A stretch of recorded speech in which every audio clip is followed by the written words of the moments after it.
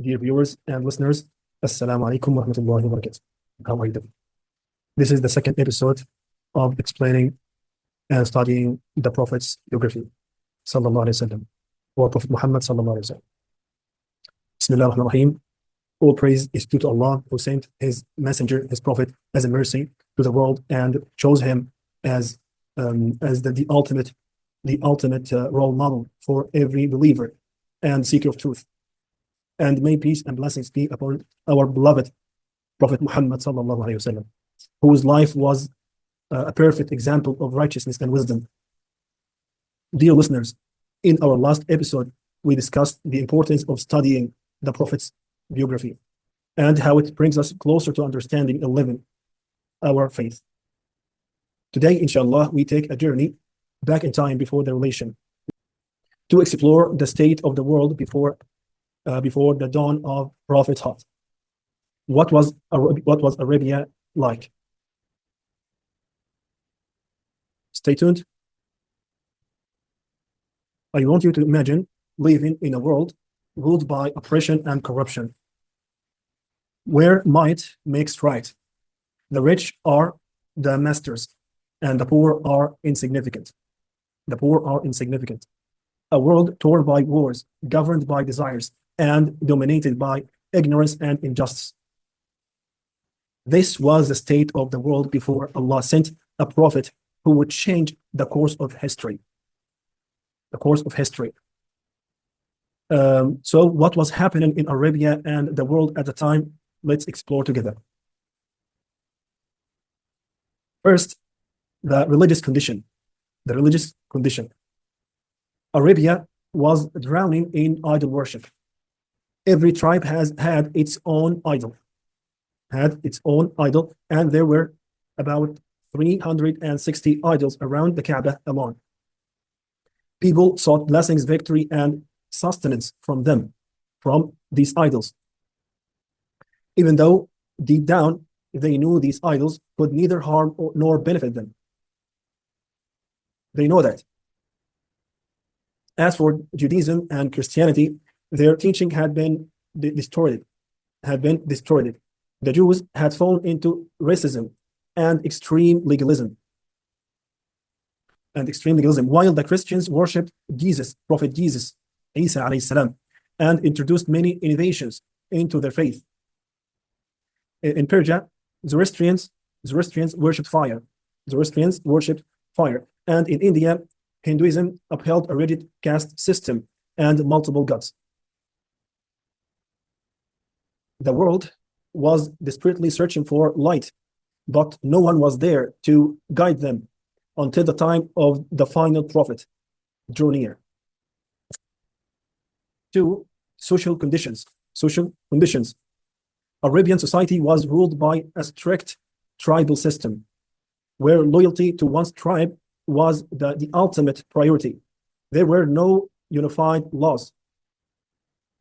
Might and tribal alliances dictated justice. If a war broke out between two tribes, it could last for decades over the most trivial reasons. Imagine wars last for decades over the most trivial reasons. Women were treated poorly. They were inherited like property. And some fathers would even bury their daughters out of fear of shame. The poor had no rights, and slaves were considered less than human. Yet, despite this chaos, the Arabs had admirable qualities like generosity, bravery, and loyalty to promises. But these virtues needed guidance to shine in the right direction. 3. Economic conditions. Mecca's economy was based on trade, with the Quraysh tribe controlling the famous winter and summer trade caravans. However, the wealth remained in the hands of the elite, leaving the poor with nothing. Leaving the poor with nothing. And in other cities, agriculture and livestock herding were the main sources of income. The main sources of income. But social classes were deeply divided. The rich grew richer while the poor barely survived. Usually, interest-based lending was widespread, increasing the gap between the poor and the rich. Merchants exploited people without any more restraints. Or political conditions. Arabia had no central government. Each tribe governed itself, and the only law was survival of the strongest. Beyond Arabia, two superpowers ruled the world. The Roman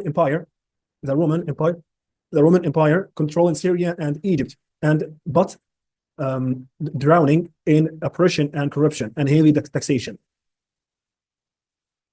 The Persian Empire ruling over Iraq and Iran, but plagued by internal conflicts and corruption. These great empires were locked in power struggle, yet neither could bring justice to the world. They were all waiting unknowingly for a monumental event that will change the history, that will change everything. Conclusion. Amidst this darkness, the world desperately needed salvation, a guiding light to erase the ignorance, establish justice, and lead humanity to the right path. And there in Mecca, a child was born, unknown to the world, yet destined to change history forever. And this was the state of the world before our Prophet Muhammad sallallahu alaihi wasallam. So thank you, my dear viewers and listeners.